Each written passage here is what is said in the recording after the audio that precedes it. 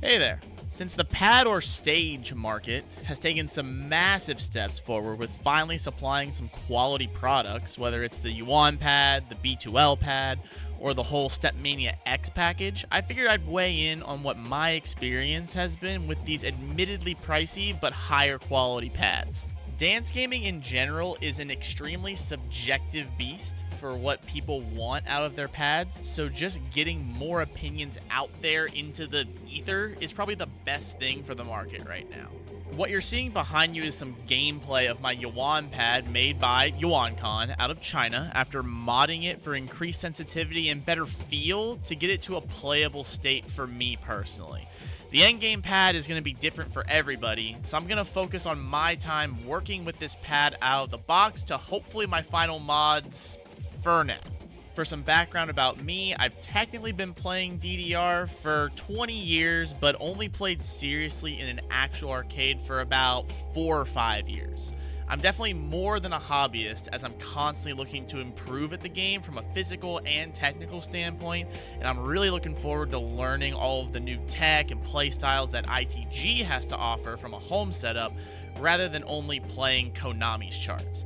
I'm not very experienced in ITG tech like foot switching and brackets though, which will come into play later since those are the edge parameters you normally judge pad sensitivity on. Overall though, I think I'm pretty good.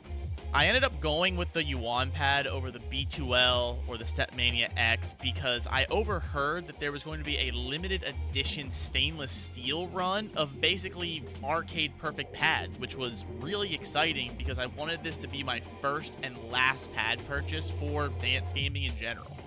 I contacted Yuan directly about the first pad purchase as it was an initial trial run for shipping purposes.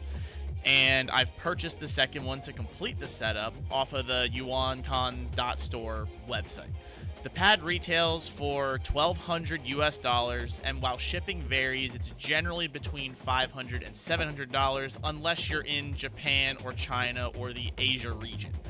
The shipping process was quiet for better or worse, with Yuan giving me the confirmation that the pad had begun the journey, but I had no way of tracking it until it landed in the States.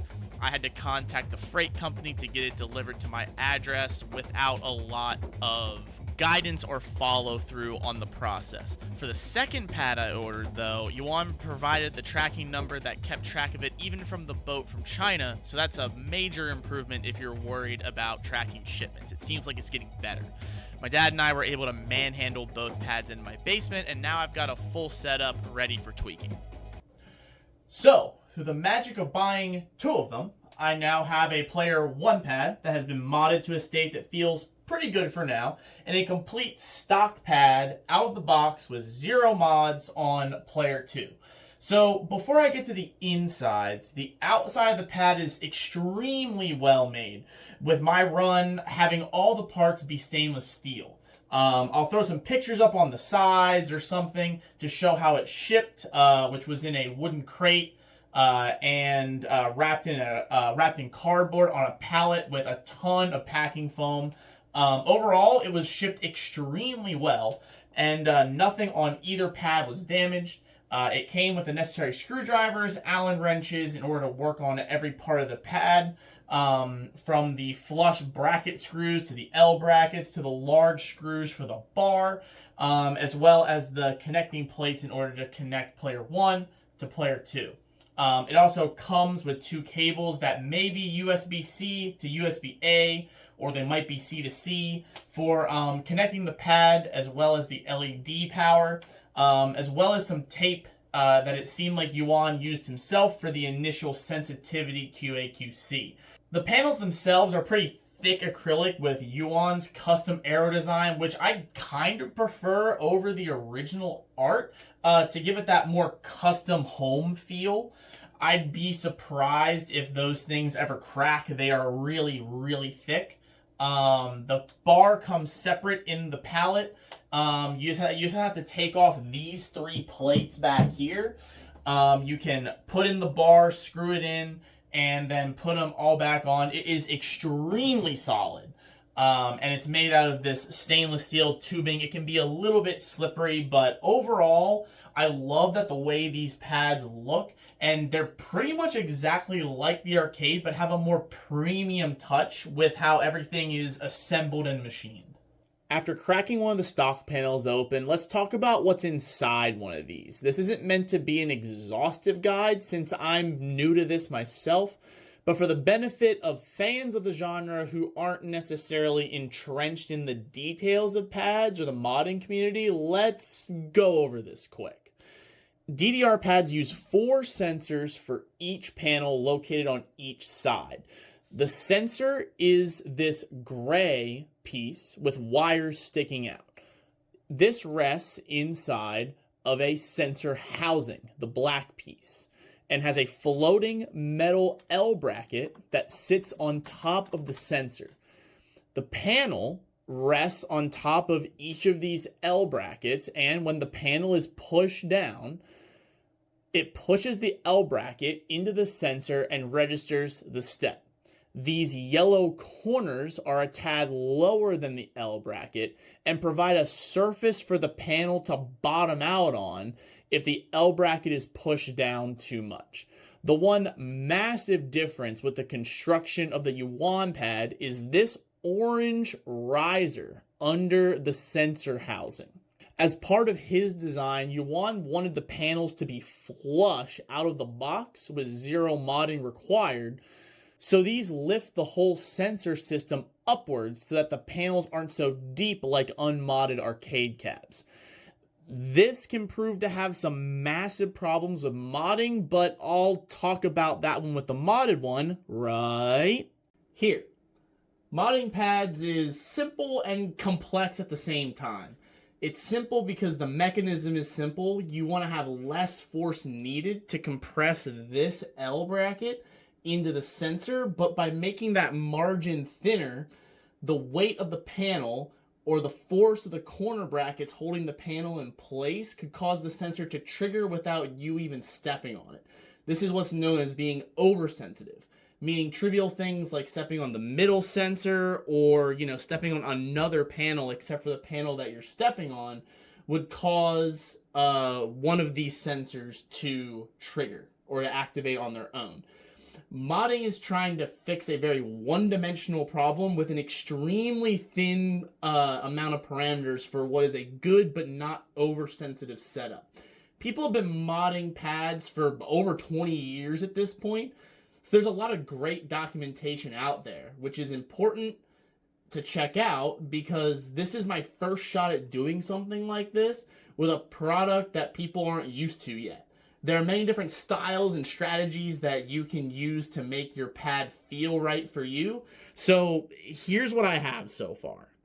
The YuanPad is unique because of the orange risers that I mentioned before, which are hard plastic that raise the entire sensor up and provide pretty much no cushioning at all, which means is that you have less room to put modding material before the panel is pushed too high into the corner brackets.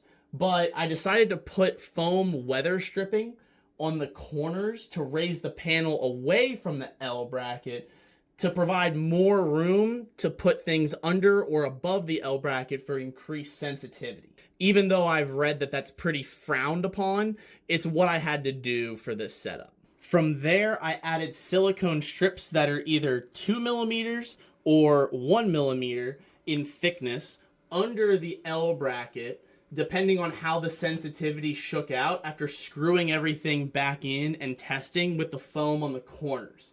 If I needed a bit more sensitivity, I used the white tape on top of the L bracket that was provided in the package.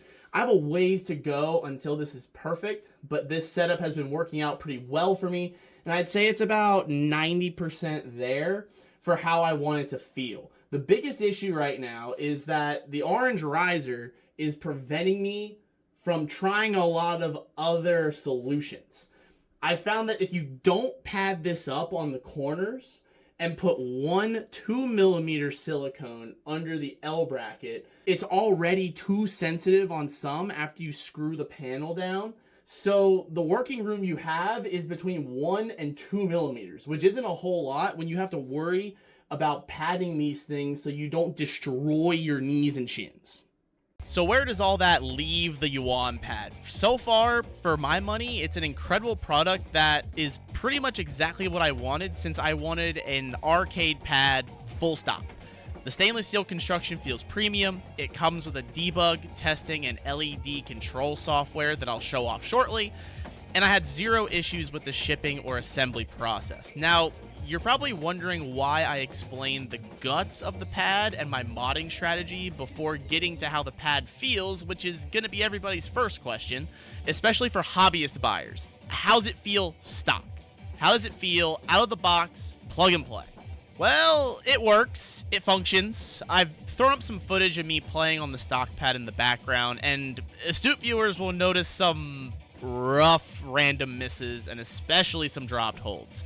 To be completely transparent, before any of this gets taken out of context, at the time of recording this, it's been documented that Yuan has listened to community feedback and has been testing and increasing the sensitivity QA/QC of the pads before shipping them out, but this is my experience with what I got.